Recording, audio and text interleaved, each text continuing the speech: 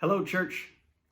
This is Pastor Adam here again, and a few weeks ago we recorded for you the Sermon on the Mount. We read the whole thing during a Sunday worship gathering, and it was awesome, but the recording of it was not awesome. So we're doing it for you again, and we're going to edit it all together, and hopefully it provides an amazing blessing for you, as it is the most popular and important teaching that has ever happened, ever. Whether you're a Christian or not, we use this stuff, and we know these teachings, and we quote this stuff all the time. So I hope that you're able to get a lot from it here and now. But before we start, let's remember where we are and what's happening. The Sermon on the Mount is in Matthew 5, all the way through 7. So Matthew chapters 5 through chapter 7. Put it all together, and it's this amazing body of work. And who is Jesus speaking to? Jesus is speaking to a whole bunch of Galileans or your typical townsfolk who don't really have too strong or too much insider information about who God is and what his kingdom is about. And Jesus is talking about the kingdom and who in the kingdom lives there and what they are all about. Their number one ethic, which is about loving your neighbor and loving God and loving your neighbor. So without further ado, here now, Matthew 5 through 7, the Sermon on the Mount. When Jesus saw his ministry drawing huge crowds, he climbed a hillside. Those who were apprenticed to him, the committed, climbed with him.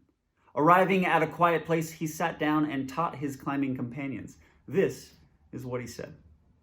You're blessed when you're at the end of your rope. With less of you, there is more of God and his rule. You're blessed when you feel you've lost what's most dear to you. Only then can you be embraced by the one most dear to you. You're blessed when you're content with just who you are. No more, no less. That's the moment you find yourself proud owners of everything that can't be bought. You're blessed when you've worked up a good appetite for God. He's food and drink in the best meal you'll ever eat. You're blessed when you care. At the moment of being careful, you find yourself cared for. You're blessed when you get your inside world, your mind and heart, put right. Then you can see God in the outside world. You're blessed when you can show people how to cooperate instead of compete or fight. That's when you discover who you really are and your place in God's family. You're blessed when your commitment to God provokes persecution. The persecution drives you even deeper into God's kingdom. Not only that, count yourself blessed every time people put you down or throw you out or speak lies about you to discredit me. What it means is that the truth is too close for comfort and they are uncomfortable. You can be glad when that happens. Give a cheer even, for though they don't like it, I do. And all heaven applauds. And know that you are in good company. My prophets and witnesses have always gotten into this kind of trouble. Let me tell you why you're here. You're here to be salt seasoning that brings out the God flavors of this earth. If you lose your saltiness, how will people taste godliness? You've lost your usefulness and will end up in the garbage. Here's another way to put it. You're here to be light, bringing out the God colors in the world. God is not a secret to be kept. We're going public with this, as public as a city on a hill. If I make you light bearers, you don't think I'm going to hide you under a bucket, do you? I'm putting you on a light stand. Now that I've put you there on a hilltop, on a light stand, shine. Keep open house. Be generous with your lives. By opening up to others, you'll prompt people to open up with God, this generous Father in heaven. Don't suppose for a minute that I have come to demolish the scriptures, either God's law or the prophets. I am not here to demolish, but to complete. I'm going to pull it all together, put it all together in a vast panorama God's law is more real, it's more lasting than the stars in the sky and the ground at your feet. Long after the stars burn out and the earth wears out, God's law will be alive and working. If you trivialize even the smallest part in God's law, you will only have trivialized yourself. But take it seriously. Show the way for others, and you will find honor in the kingdom of heaven. Unless you do far better than the Pharisees in the matter of right living, you won't know the first thing about entering the kingdom. You're familiar with the command to the ancients. Do not murder. I'm telling you that anyone who is so much as angry with a brother or sister is guilty of murder. Carelessly call a brother idiot and you just might find yourself hauled into court. Thoughtlessly yell stupid at a sister and you're on the brink of hellfire. The simple moral fact is that words kill. This is how I want you to conduct yourself in these matters. If you enter your place of worship and about to make an offering, you suddenly remember a grudge a friend has against you, abandon your offering, leave immediately, go to this friend and make things right. Then and only then, come back and work things out with God. Or say you're out on the street and an old enemy accosts you. Don't listen a minute, make the first move. Make things right with him. After all, if you leave the first move to him, knowing his track record, you're likely to end up in court, maybe even jail. If that happens, you won't get out without a stiff fine. Okay, you know the next commandment pretty well too. Don't go to bed with another's spouse. But do not think that you have preserved your virtue simply by staying out of bed. Your heart can be corrupted by lust even quicker than your body. Those leering looks that you think no one notices, well, they also corrupt. Let's not pretend that this is easier than it really is. If you want to live a morally pure life, here's what you have to do. You have to blind your right eye the moment you catch it in a lustful leer. You have to choose to live one-eyed or be dumped on a moral trash pile. And you have to chop off your right hand the moment you notice it being raised threateningly. Better a bloody stump than your entire body being discarded for good in the dump. You remember the scripture that says, whoever divorces his wife, let him do it legally, giving her divorce papers and her legal rights? Too many of you are using that as a cover for selfishness and whim, pretending to be righteous just because you're legal. Please, no more pretending. If you divorce your wife, you are responsible for making her an adulteress, unless she's already done that by her sexual promiscuity. And if you marry such a divorced adulteress, you are automatically an adulterer yourself. You cannot use legal cover to mask a moral failure. And don't say anything you don't mean. This counsel is embedded deep in our traditions. Only you make things worse if you lay down a smoke screen of pious talk saying, I'll pray for you, and never doing it. Or saying, God be with you, and not meaning it. You don't make your words true by embellishing them with religious lace. In making your speech sound more religious, it becomes less true. Just say yes and no. When you manipulate words to get your own way, you go wrong. Here's another old saying that deserves a second look. Eye for eye, tooth for tooth. Is that going to get us anywhere? Here's what I propose. Don't hit back at all. If someone strikes you, stand there and take it. If someone drags you into court and sues for the shirt off your back, gift drop your best coat and make a present of it. And if someone takes unfair advantage of you, use the occasion to practice the servant life. No more tit for tat stuff. Live generously. You're familiar with the old written law, love your friends, and its unwritten companion, hate your enemy? I'm challenging that. I'm telling you to love your enemies. Let them bring out the best in you, not the worst. When someone gives you a hard time, respond with the energies of prayer, for then you are working out of your true selves, your God-created selves. This is what God does.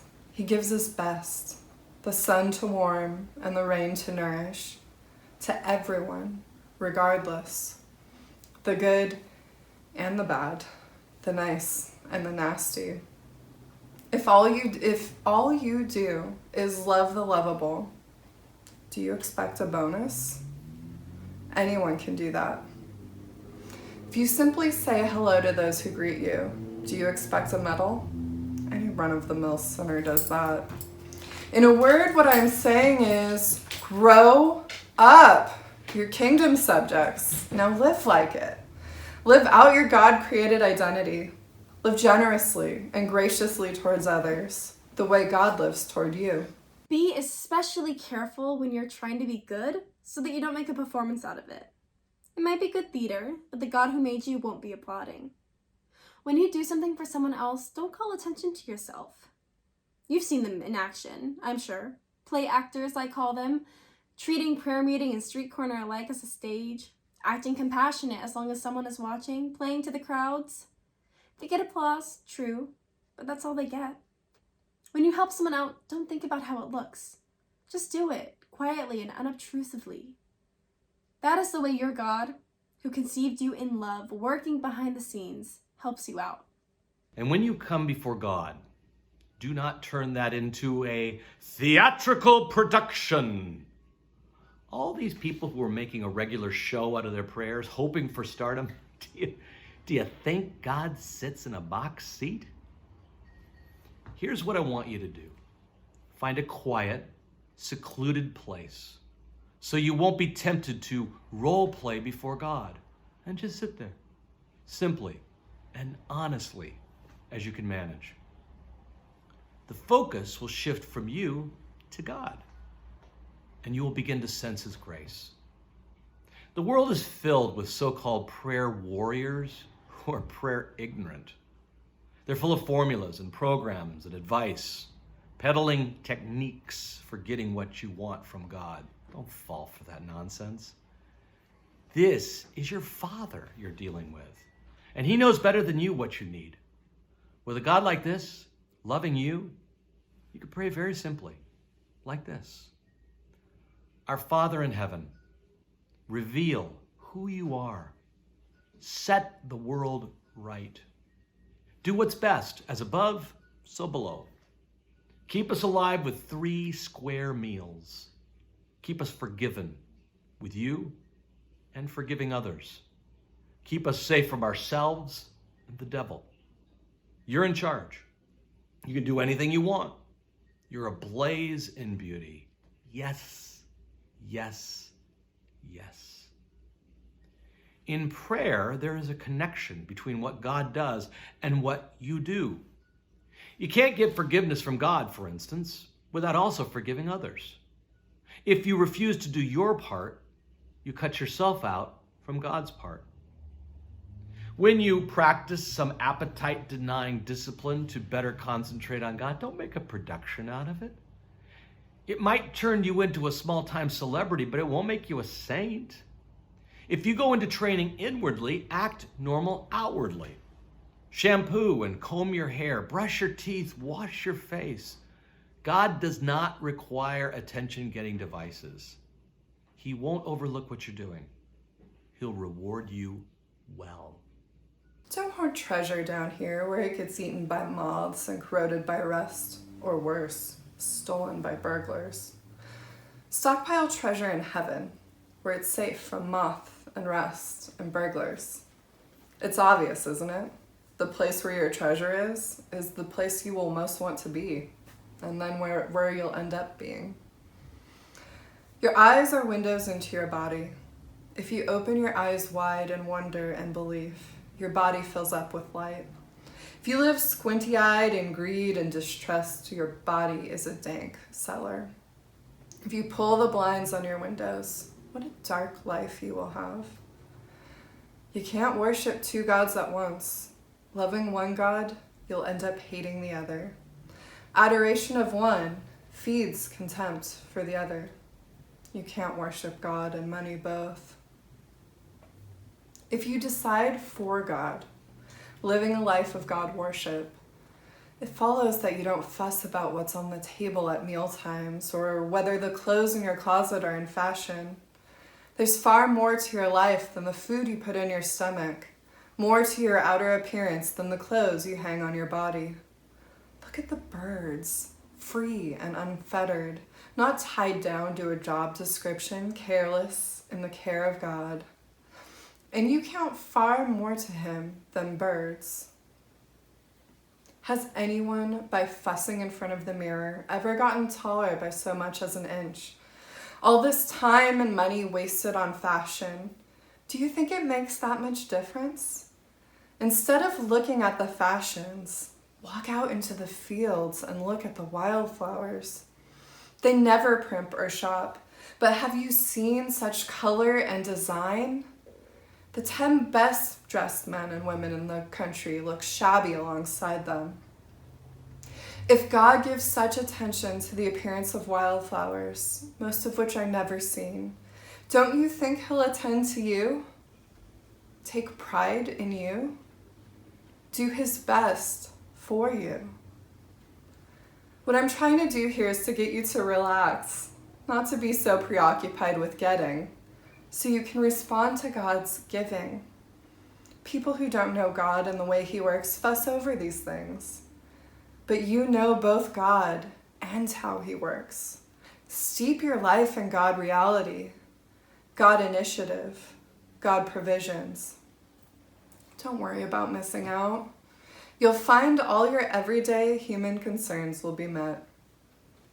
Give your entire attention to what God is doing right now, and don't get worked up in what may or may not happen tomorrow.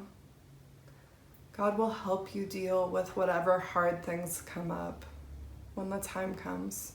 Don't pick on people. Jump on their failures, criticize their faults, unless, of course, you want the same treatment. That critical spirit has a way of boomeranging. It's easy to see a smudge on your neighbor's face and be oblivious to the sneer on your own. Do you have the nerve to say, "Let me wash your face for you," when your own face is distorted by contempt? It's this whole traveling roadshow mentality all over again, playing a holier-than-thou part instead of just living your part. Wipe that ugly sneer off your own face, and you might be fit to offer a washcloth to your neighbor. Don't be flip with the sacred.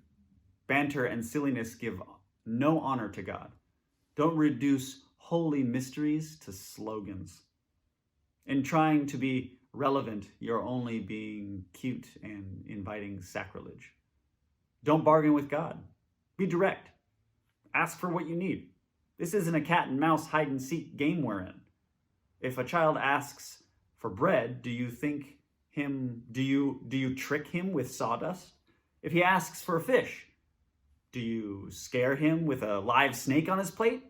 As bad as you are, you wouldn't think of such a thing.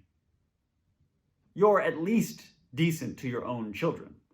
So don't you think the God who conceived you in love will be even better? Here's a simple rule of thumb. Guide for behavior. Ask yourself, what do you want people to do for you? Then grab the initiative and do it for them. Add up God's law and the prophets, and this is what you get. Don't look for shortcuts to God. The market is flooded with surefire, easygoing formulas for a successful life that can be practiced in your own spare time. Don't fall for that stuff, even though crowds of people do. The way to life, to God, is vigorous and requires total attention. Be wary of false preachers who smile a lot, dripping with practiced sincerity. Chances are they're out to rip you off some way or another. Don't be impressed with charisma, look for character. Who preachers are is the main thing, not what they say. A genuine leader would never exploit your emotions or your pocketbook. These diseased trees with their bad apples are going to be chopped down and burned. Knowing the correct password, saying master, master, for instance, isn't going to get you anywhere with me. What is required is serious obedience, doing what my Father wills. I can see it now at the final judgment, thousands strutting up to me saying, "Master, Master, we preached the message, we bashed the demons, our God-sponsored projects had everyone talking." You know what I'm going to say? You missed the boat.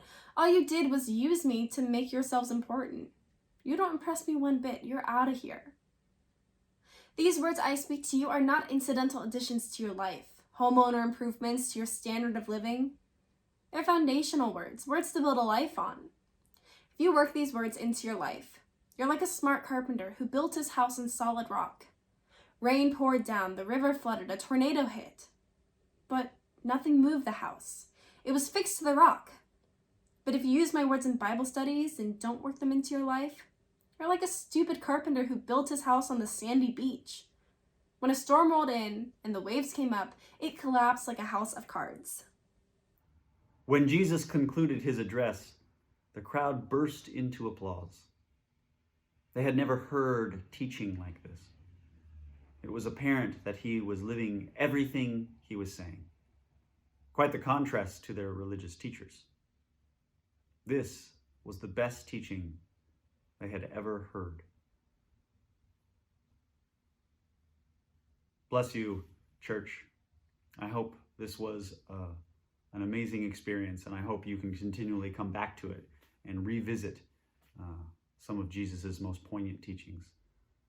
It was taken from The Message, from Eugene Peterson, and you can find it online everywhere, or crack open your Bibles. I hope that this video is helpful as we read it to you, but I also hope it stokes a pattern or a healthy habit in all of you to pick up and read it once every 6 months, or maybe once a year, or once a week, and just let it steep in you and transform you from the inside out. God bless. Adios.